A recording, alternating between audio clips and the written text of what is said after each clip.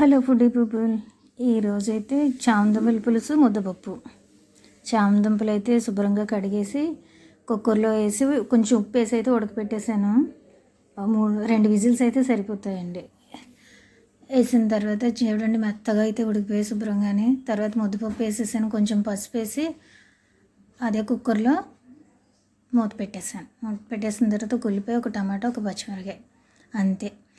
ఆవాలు, జీలకర్ర, ఒక చిన్న వెల్లుల్లిపాయ, ఎండుమిరకాయ అవన్నీ వేసేసిన తర్వాత ఉల్లిపాయ వేసుకోవాలి.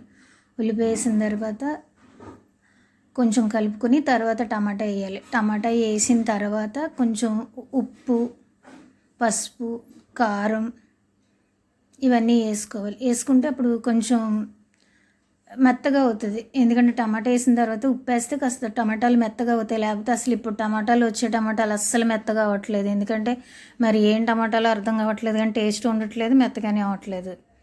టమాటా వేసిన వెంటనే కొంచెం ఉప్పు వేసి మూత పెట్టండి.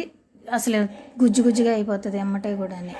వేసిన తర్వాత ఒక్క నిమిషం మూత పెట్టుకొని, మూత పెట్టిన తర్వాత మనకు కావాల్సినంత బెల్లం ముక్క అయితే వేసుకోవాలి. నేనైతే కొంచెం స్వీట్గానే పెడతాను పులుసు అయితే. వేసిన తర్వాత మనం చామదుంపలు ఆల్రెడీ తీసుకున్నాం కదా, వేసేసుకోవాలి. వేసిన తర్వాత అటు ఇటు కొంచెం కలిపేసి మళ్ళీ మూత పెట్టేసుకోవాలి.